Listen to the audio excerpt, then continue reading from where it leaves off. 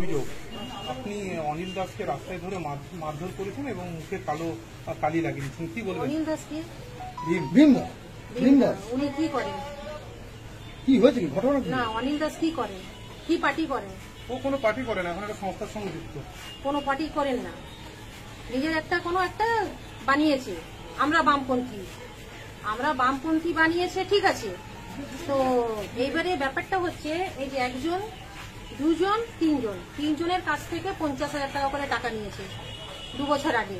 ওদেরকে নাকি কাজে দেবে, কোথায় দেবে? IIT-তে দেবে, রেশমিতে দেবে। এবারে বেচারি যখন দেখছে কাজ পাচ্ছে না, তো ও যাচ্ছে বারে যে ঠিক আছে, কাজ যখন হচ্ছে না আমাদেরকে টাকাটা ফেরত দিয়ে দিন। টাকাটা ফেরত দিচ্ছে না, বরং আমাদের মাননীয় মুখ্যমন্ত্রী মমতা বন্দ্যোপাধ্যায়ের নামে উল্টোপাল্টা এদেরকে বোঝানো হচ্ছে যে মুখ্যমন্ত্রী এই যে রিসেন্ট দীঘায় মন্দির করলো, সেটা দেহ ব্যবসা ভালো করে করার জন্য, হোটেল ব্যবসা ভালো করে করার জন্য, টাকা কামানোর জন্য এরকম বোঝাচ্ছে। তারপরে এদের সঙ্গে যখন দেখা হয়েছে অন্ধকারে, এই মহিলাটার সাথে আর এই খুশবুর সাথে শাড়ি টানাটানি করেছে, চল না নিয়ে যাবো, চল না, এরকম গায়ে হাত দিয়ে বলছে চল না দীঘা ঘুরাতে নিয়ে যাবো, তোদের মুখ্যমন্ত্রী তো দীঘায় রাজ্যে জগন্নাথ মন্দির করেছে, এরকম সমানে হয়ে আসছে। আরো অনেক মহিলা আছে। এই যে আমরা থানায় এখন অভিযোগটা জানাবো না, আজকে যেটা হলো, কালকে যেটা হয়েছে, তারপরে আজকে আমরা স্টেপ নিলাম। এর আগেও আমরা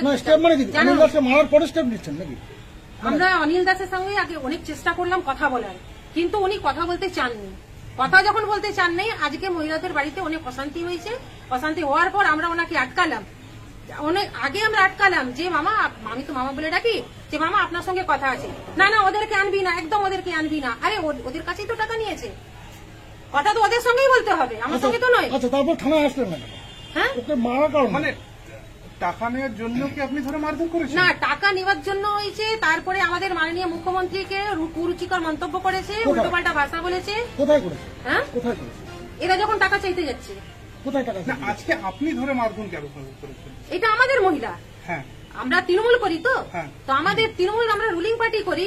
ও বলছে আমার পার্টি করতে হবে, এবারে ওরা করতে চাইছে না, ওদের উপর প্রেসার করছে। পার্টিকে জানিয়েছিলেন এই ঘটনাগুলো যে ঘটছে? না, এটা যেটা হয়েছে আমরা তো পার্টিকে জানানো হয়নি, জানাবো আমরা। আচ্ছা, এখন তো আপনার পার্টি সব নেতারা আপনার পাশ থেকে সরে গেছে।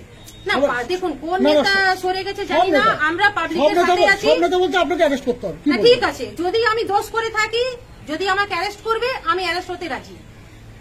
কেন? আমি সব সময় জনগণের সাথে আছি, ছিলাম আর থাকবো। মহিলাদের সাথে যদি অন্যায় হয়, তার হয়ে আমি মহিলাদের সাথে হয়ে লড়াই করবো। এর সঙ্গে কোনো জমি সংক্রান্ত বিষয় আসছে? না, কোনো জমি টমি কোনো কিছু। আপনার পাশের বাড়ি একদম তার জায়গায় পাঁচিল করেছে, আপনি ভেঙে দিয়েছেন। না, সেটা আমার নিজের পাঁচিল, আমি নিজে ভেঙেছি। সেটা আমার নিজের পাঁচিল, আপনার স্পটে গিয়ে চলুন, আমি দেখিয়ে দেবো। ওইটা আমার নিজের পাঁচিল। ওইটা নিয়ে আজকে ওরা একটা প্রেস মিট করেছে, ওটা ভুল করার জন্য। না, ওটা ভুল, না, একদম না, এটা ভুল কথা, আমাকে বদনাম করার জন্য। আপনারা মিডিয়া চলুন, যেটা সত্যতা যাচাই করবেন, তারপরে আপনারা দেখাবেন। স্পটে চলুন, আমার যেটা পাঁচিল আছে, আমি আমার পাঁচিলটা বানিয়েছিলাম, আমি আমার পাঁচিলটা ভাঙলাম। এটা আমার বাড়ির পাঁচিল। আচ্ছা, আপনি ওই দোকানে ঢুকে আপনি ওই রঙের ইয়েটা ঢাললেন কেন? আমি তো ঢুকিনি, আপনি দেখুন ভালো করে। না, আমি দোকানে ঢুকিনি, আমি দোকানওয়ালাকে আমি বললাম যে একে আপনি দোকানে ঢুকতে দেবেন না। এটা আপনি বলতে পারেন? হ্যাঁ, বলতে পারেন। একটা মহিলার উপরে যখন অত্যাচার হবে, মহিলার শাড়ি টানাটানি হবে, আমি বলবো না? তা মহিলার শাড়ি টানাটানি কোথায় হয়েছে? জিজ্ঞেস করুন ওদেরকে কোথায় টানাটানি হয়েছে। কবে হয়েছে? অনেকবার হয়েছে। তা কমপ্লেন হয়নি কেন? সেটা হবে। মহিলাদের উপরে অন্যায় হলে বেবি কলে সবসময় মহিলাদের সাথে আছে, ছিল, থাকবে। মানে আপনি মারধর করে থাকবেন না অভিযোগ জানিয়ে থাকবেন? কিভাবে অভিযোগও জানাবো আর মারধর, কিন্তু অভিযোগ তো আপনি জানাননি, এর আগে জানাননি। যদি মনে হয় মহিলাদের সাথে আমি ছিলাম, আছি আর থাকবো। এই যে সাদা জামা পরে, সাদা কুর্তা পরে, মহিলাদের সাথে শাড়ি টানা টানি, মহিলাদের উপরে অত্যাচার, অন্যায়, বেবি কোলে কোনোদিন সহ্য করবে না।